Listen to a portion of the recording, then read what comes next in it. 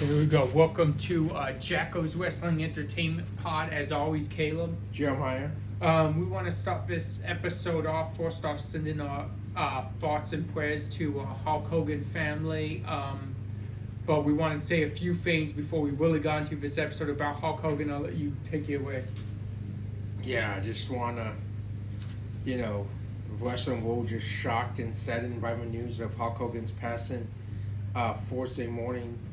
And just want to, you think about just the impact and just personal life, controversies aside, just think about the impact Hulk Hogan had on wrestling, not just WWE, but any wrestling that, we all love and watch, which is why we talk about it, why anyone listens to this is because we love wrestling.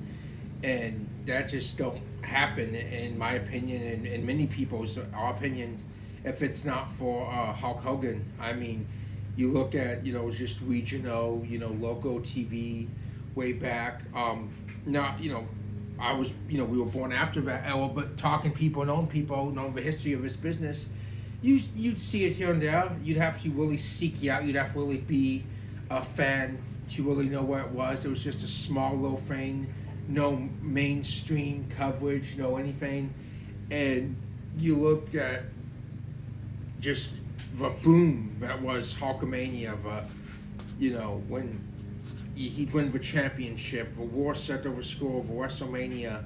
And I'm like, Caleb was saying, talking to me earlier, this fan on social media said, WWE's made John Cena, The Rock, Stone Cold, Roman Reigns into stars, which is awesome, but it did. And they've all done great stuff themselves, but still, it's because of the WWE, but only, besides Vince McMahon, only one superstar can say they made the WWE, and that's Hulk Hogan. That's very true. I mean, you look at was AWA Rocky free, and then he comes back and wins the championship. And, just respect everything he's done for this business. And, like we said, thoughts and prayers, well wishes for his family, his friends, fans.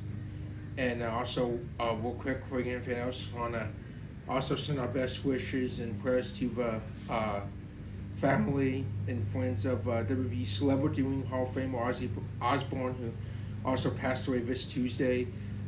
Very much back around that time with Hulkamania, was at WrestleMania's hosted Raw years back.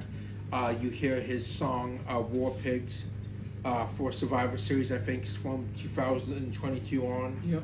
So just a shout out, and just like I said, prayers and well wishes to his family and friends as well.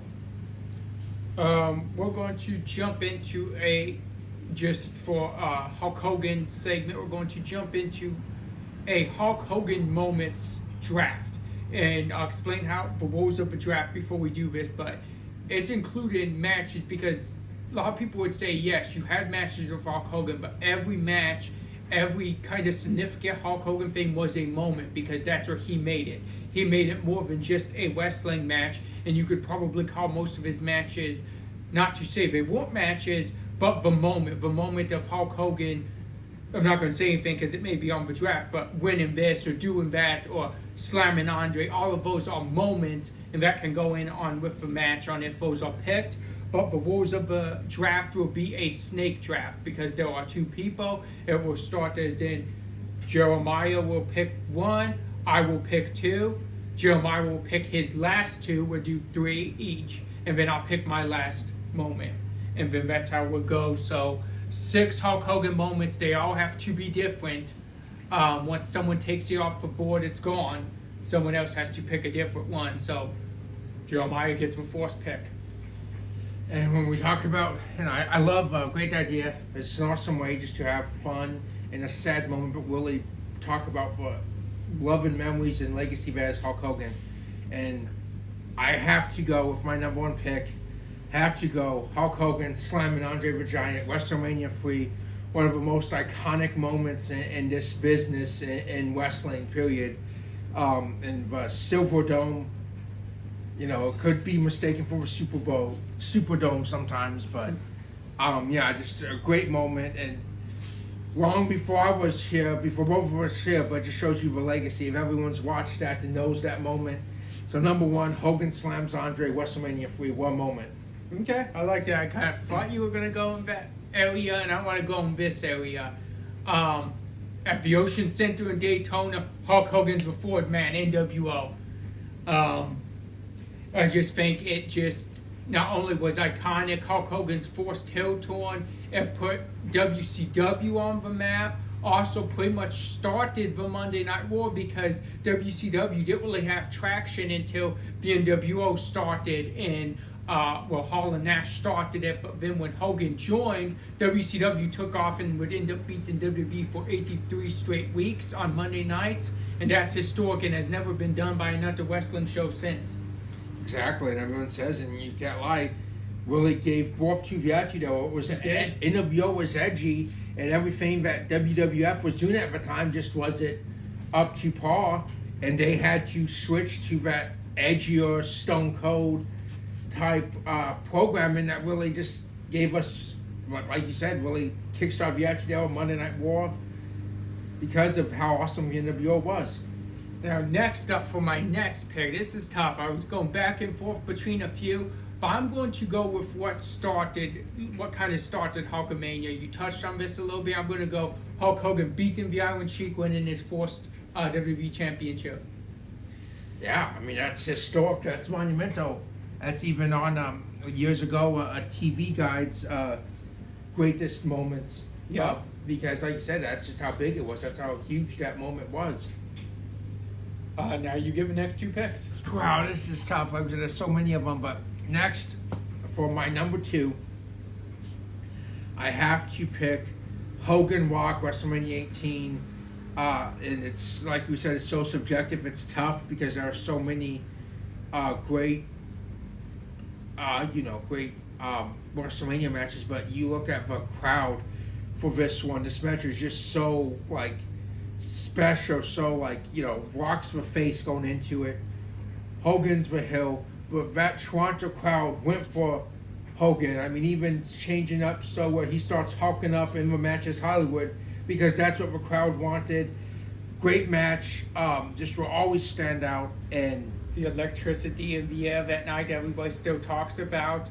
It's a match where people say you can mute the TV, the announcers, and just feel what the crowd is feeling in the arena, and you don't even need the commentary if you're watching it. As everybody talks about, just how electric the crowd made that event, how noisy they were, how loud they were. It's still Cody Rhodes' favorite wrestling match because of that and the electricity in the crowd. Yeah, it's just like you said, just so awesome, so crazy. And man, it's again, it's tough. It's so hard to just pick pick so many moments. There's been so many, but another one that I think's really cool, and I've just seen that that really I think just symbolizes something, and which is why this moment will be my last pick in this draft. We'll have to go, I think, a month or so after WrestleMania 18 against The Rock, and go with Backlash 2002 against Triple H. Hulk Hogan becomes the WWF Undisputed Champion on the last night. It's for WWF, and that's the last time you saw the WWF watermark. So then he's also the last WWF champion and the first WWE champion on the next night on Raw. When you see the latter change to WWE, I just think that's so cool and symbolic, and it should have not been anyone else. No one else should have really, when you look back at it now, had that honor like Hulk Hogan did, but he did. The last WWF and first WWE champion, Hulk Hogan. So that will be my fourth and final moment in this draft. Couple ones, and for my last moment, going back and forth, I think it's only right to go.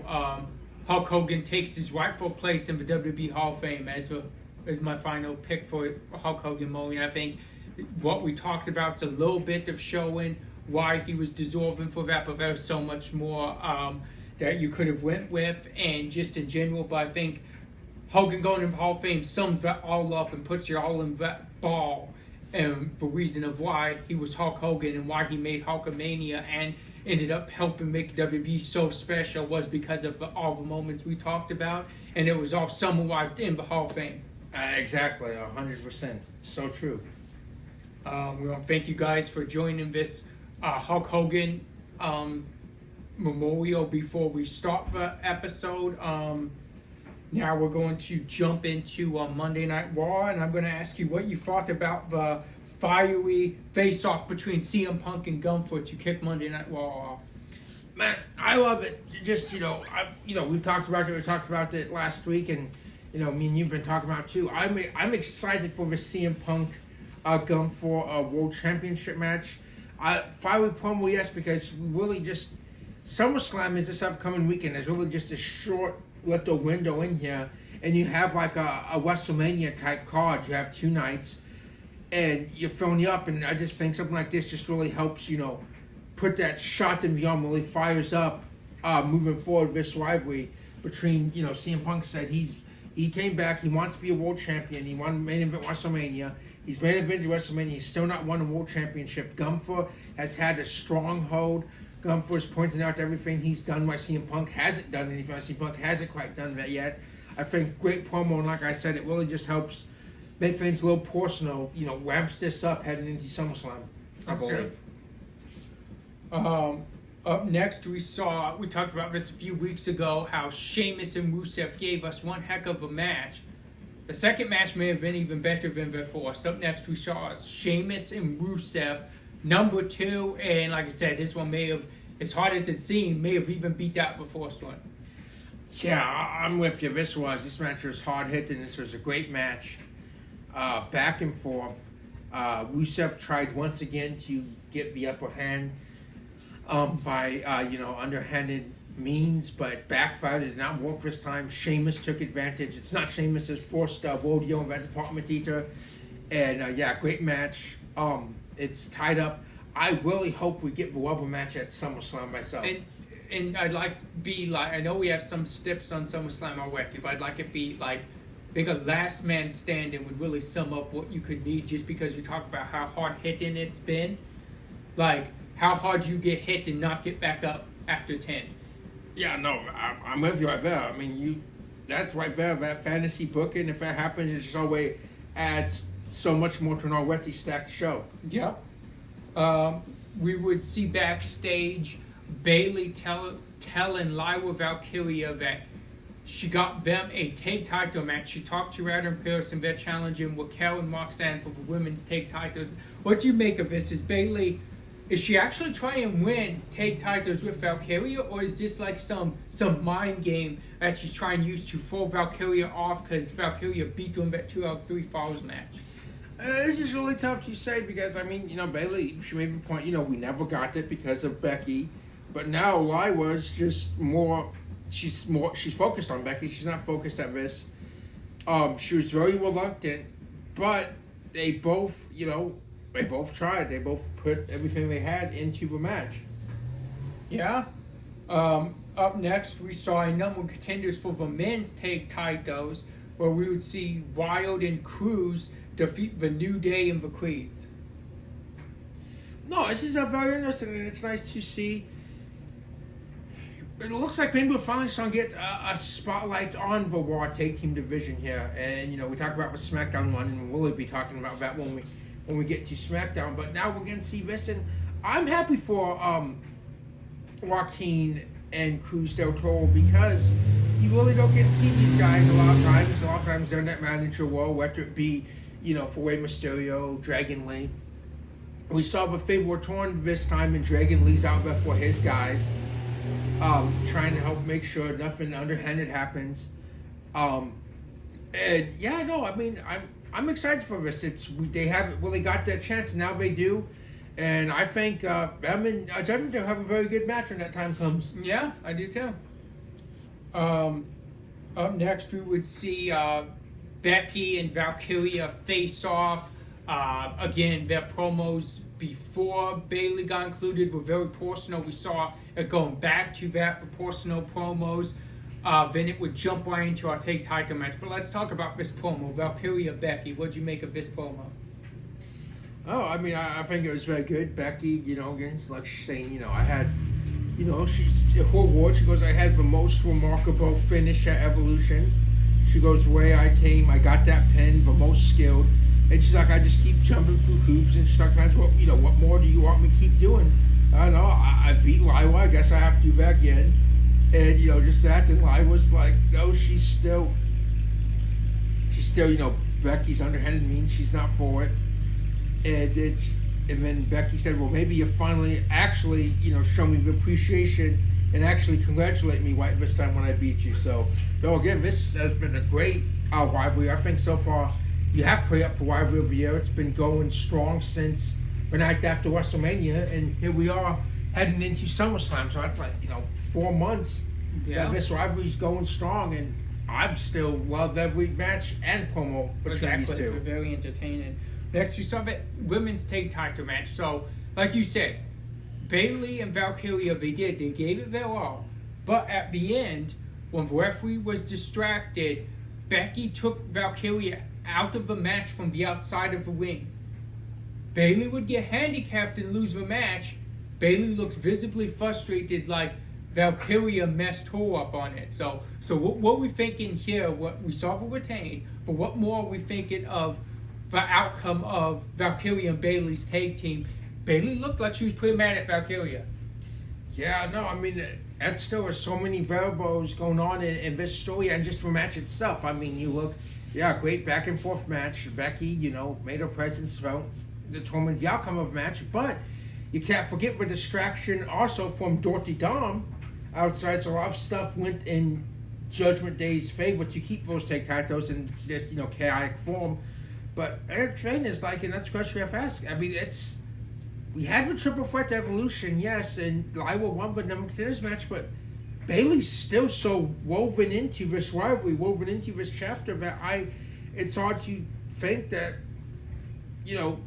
that maybe you don't have she's a special referee or something somehow thrown into this. Interesting. Or, she's still gonna, maybe she calls next on whoever wins, because like I said, this is still such between the three of them, because she is most definitely at first, unless she looks at the footage, she's going to blame Lila, like, okay, Willie, you left me. Yeah, exactly. Like you said. So yeah, it's still so.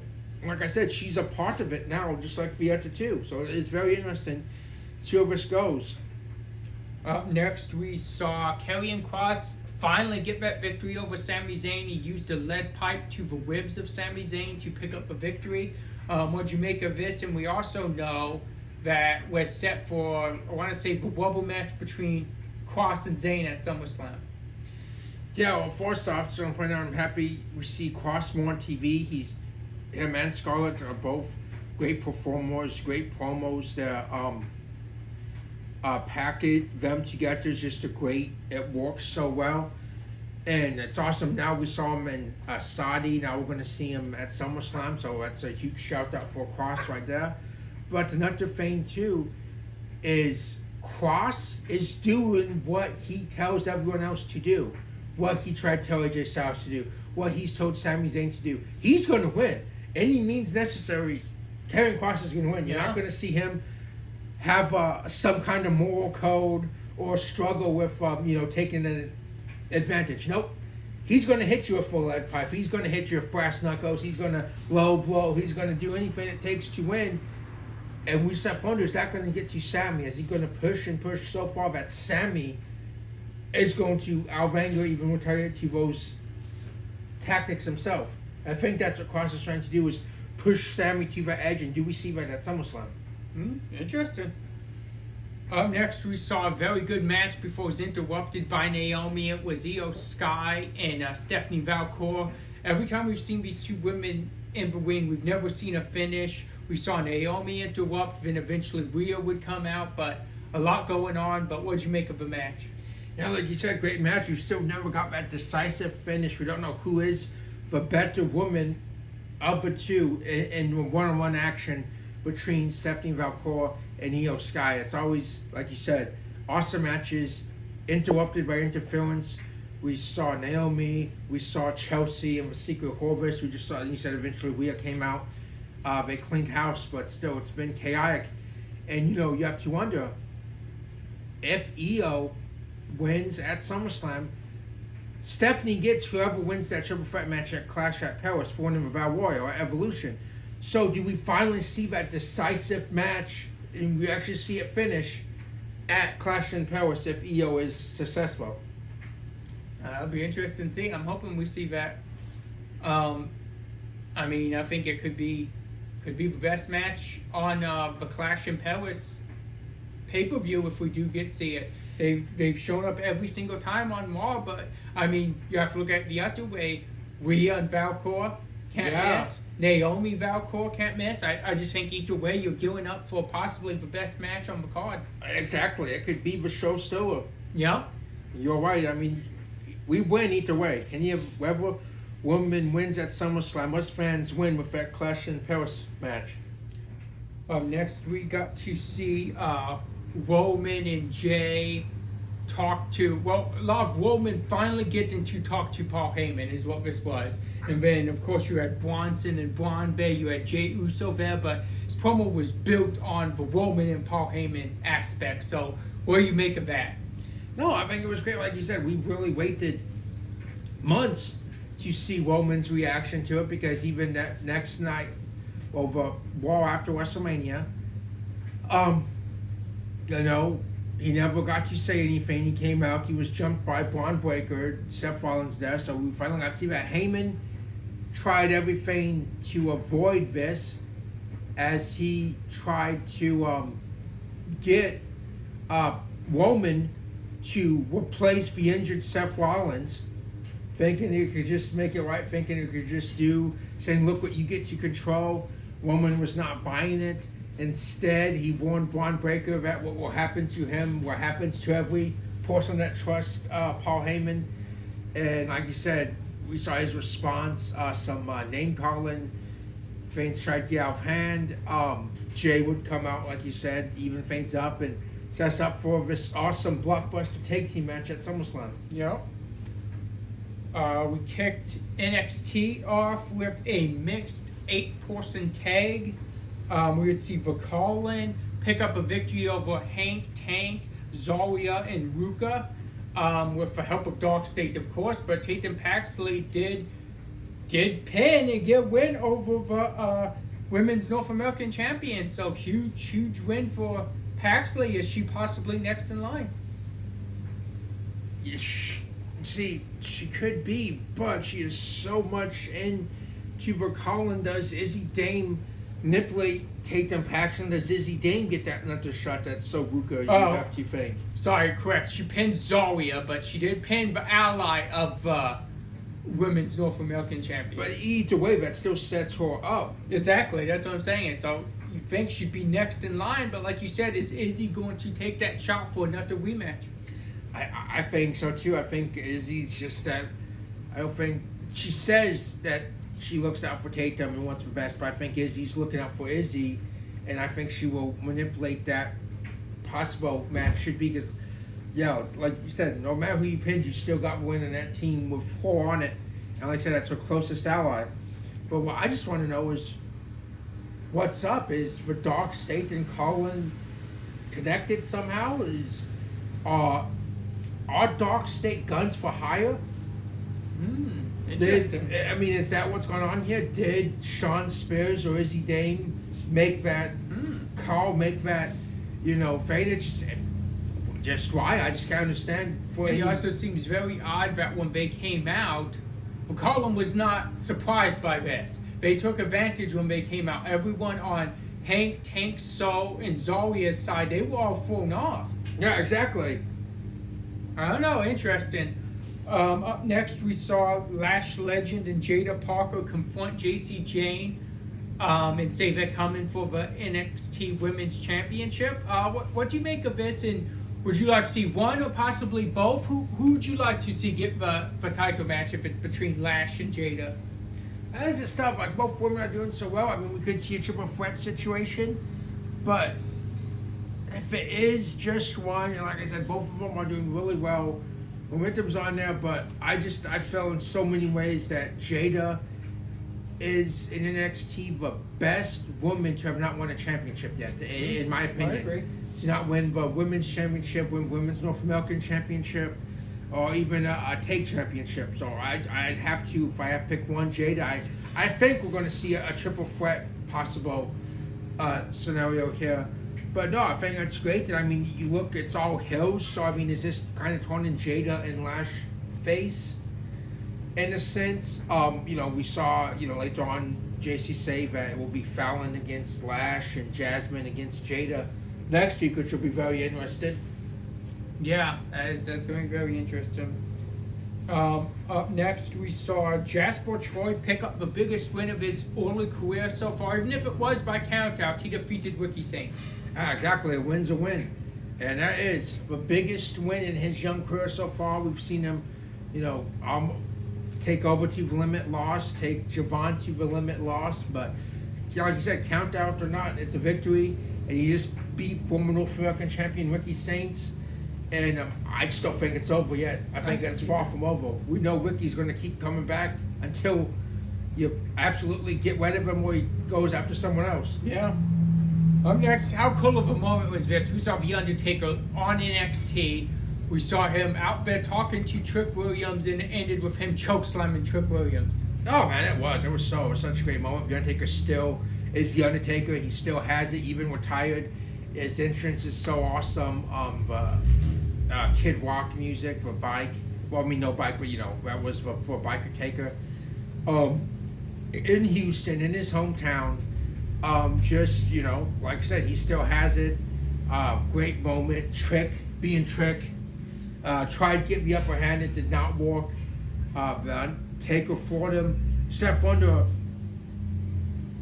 like, we look back and we think, I think it was, I want to say 23, and you had this huge night of NXT, and you had these legends on there. The Undertaker was one of them, and he had that interaction with Braun, and went back and forth, and he chokeslammed Braun, and you look at, what that did for Braun Breaker, and how that helped, captivate, catapult him to what we're seeing now. And I honestly think myself, I'd do the same thing for Trick. We know the star here what he is, but this interaction with The Undertaker, see where it goes now, see what's next for Trick, see who from TNA's coming after Trick, and stuff. So I think it was an awesome moment, and very interested to see where that's going to go.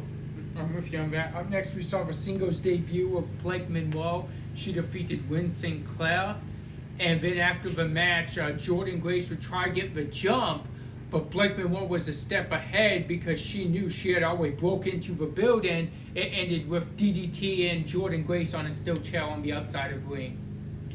Yeah, exactly. I mean, awesome match. Like we said, we've seen the tag match, we've seen the promos. She's got to get into one-on-one, but she's the hill, but she's making a really good point here.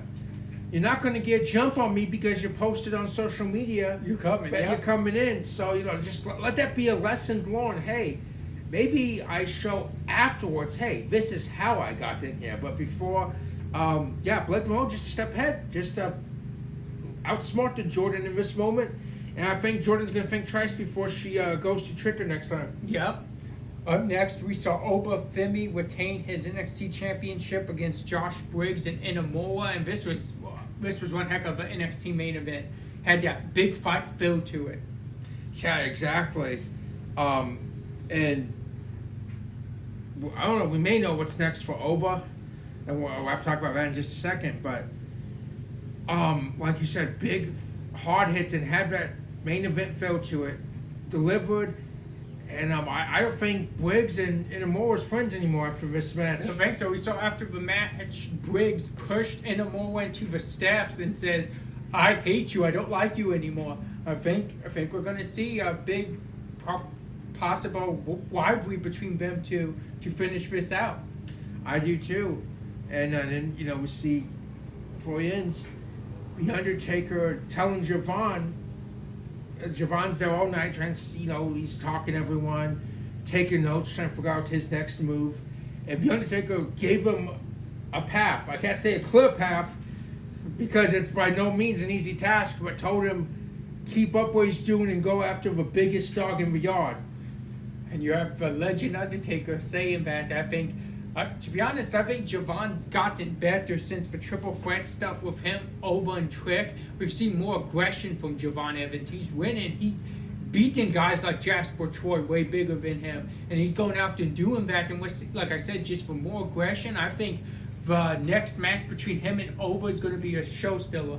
I do too, and I think we've also just seen a more mature approach too. From you look at that triple threat, and he's just like, and that's what it was. But it was just like, don't forget about me. The lack of a better term, just kind of a little whiny, like I can do this, don't underestimate me, stop, act like I'm no big deal, and you've acted, I see the point in him doing that, but now you've seen just a more, like you said, serious, but just a more, I think the crowd's behind him more now. I think, like we said, you see this personality. He's going back and forth with Hills. All the faces out there. He's everyone's buddy. I think this gets more of that. Hey, I like this guy. Let's get behind him. He is the underdog. Yeah. But still, I think that this approach is a way more. I think there's going to be a lot of fans in Javon's corner. I do Let's too. go around. We kicked SmackDown off with a tribute, a 10-bell salute to Hulk Hogan. And we also got a Hulk Hogan tribute video. We spoke on Hogan earlier on, so I'm going to move on to... Up next, after that, we got Logan Paul out there. He was having an impulsive TV segment. He was supposed to have Drew on there. He was interrupted by Jelly Roll. And before we get into Drew coming out, Orton coming out, and the brawl, I just want to talk about this. How good was Jelly Roll cutting the WWE promo? Like, this man's a country music artist, and he comes out and he's cutting a promo like he's been wrestling and doing this stuff for years. Yeah, I know. I mean, exactly. And we talk about this. We were talking about this earlier. You talk about these guys that, celebrities, and, it seems like it's just phoned in and it just don't seem authentic. Almost like a generic acting sometimes of some of them. And Jelly Roll, like, man, this is authentic. This is, like you said, it seems like he's been here before. You have to just respect and appreciate the work that this man's putting into really deliver on this. And, yeah, it was a great promo. And say what you will, Logan Paul is one of the current best promos in wrestling today. Yeah. And Jelly Roll was right there on par with Logan Paul going back and forth. Yeah. And on top of it, just the fact you talked about how cool it was that he, kind of sung and summoned the Viper to come out. But also before that, I just want to say, you're letting the celebrity carry the promo against the two wrestlers. Usually it would be the wrestler carries the promo, then the celebrity comes out. We're doing this vice versa because that's how good Jelly Roll was on the mic. Exactly. But yeah, awesome moment there. What do you think of the brawl that ensued? I mean, again, awesome. A lot of people say, "Oh, why do we get this celebrity match? It's a good SummerSlam Carver Fist match." No, this is a fun match. It gives it that WrestleMania feel. And you get to that, Jelly Roll is taking hits. I mean, he's taking a playboy. He is getting beat up. He is hitting back. He is putting all the work in that the three wrestlers are putting in. Yeah. So I just want to say, for anyone critics, just put some respect on Jelly Roll's name because he is trying. He is really doing his best, like a Bad Bunny before him that went and gave it his all. And it's neat that it's like a different style. So Bad Bunny came in as the athletic style, doing all the athletic moves. People are saying, oh, well, Jelly Roll just kind of stays in this spot, this or that. But he's coming in to be the fighting style of what he looks like. He's this big, huge dude. He's a brawler. Yeah, he's going to be like a brawler powerhouse. He's not going to be jumping around doing flips. So it's like the comments of, oh, well, he just kind of stands there. It's like, well, what do you expect like a powerhouse to do? You didn't see like Andre the Giant going around and throwing himself at people and jumping over the rope and stuff like that or running. It's like, you do what you're supposed to do. He's learning to fight like a powerhouse type brawler, like you said. That's not to run around and do all those types of moves. Yeah, you're not going to see a destroyer from Jelly Roll. Exactly. He did the Black Hole Slam, like Abyss type feint, and he did a pretty good one for a celebrity, to be honest. Yeah, exactly. I just want to say I think Chris Park is. I don't know, but I have a feeling he's in that performance since to help him this next generation of wrestlers and possibly celebrities. Yep. Because we're starting to see that Black Hole Slam come back. Yep. Next we had Roxanne Perez Bliss. This match was good, but it seemed like it ended abruptly when Bliss kind of slipped on the outside, and it looks like she broke her nose. And then the match did go on too long after that. I think they kind of cut this short. I mean, I don't know for sure, but from the outside looking in, you didn't really have that definitive finish. It kind of just looked like it ended abruptly. Yeah, I'm with you, Val. Looks like a great back and forth. Unfortunately, injuries happen. There was no doubt that she broke her nose. Yep. Because there was blood everywhere, and just hope she's okay. But she seems to be. We know she's tough, and she most definitely just sitting back there talking Charlotte afterwards. So we know she'll be fine. She'll be at SummerSlam. But yeah, just wish her the best, because there's no way that does not hurt. Exactly. Up next, we saw Jade Cargill defeat Chelsea Green. After the match, the Secret Corvus would try to get the jump on Jade Cargill, and she would get a hand from none other than her SummerSlam opponent, the women's champion, Tiffany Stratton. This is very interesting. Chelsea, as usual, she ran her mouth, got in trouble, and Jade made quick work in the match, impromptu match. But the jump afterwards, and like you said, opponents helping each other. We know they're not really friends. They're not really a tag team, but I think maybe just a more or less a respect thing. Stratton wants her at their best. And it's most likely going to be a very awesome match. And you said two faces, so will that stay that way, or is someone going to try to get an underhanded advantage at SummerSlam? It'll be interesting to find out. Up next, we saw uncharacteristic Miz going up to Jacob Fatu in the back, slapping him and saying they had a match coming up next. So just uncharacteristic, but kind of a more aggressive instead of a cowardly heel style from The Miz. I think it was SmackDown was in Cleveland, The Miz's hometown. I think he was fired up, wanted to go out there, put on a match. By all means, Miz carried his own against Fatu before the eventual interferences in the match. But awesome, really fun match before it got, derailed. Then we saw the MFTs beat down Jimmy and Jacob after the match. Solo's really looking wet hot going into this steel cage match. We'll talk a little bit more about that later. Up next, we saw a very not usual Cody Rhodes promo. So this was a different style of promo.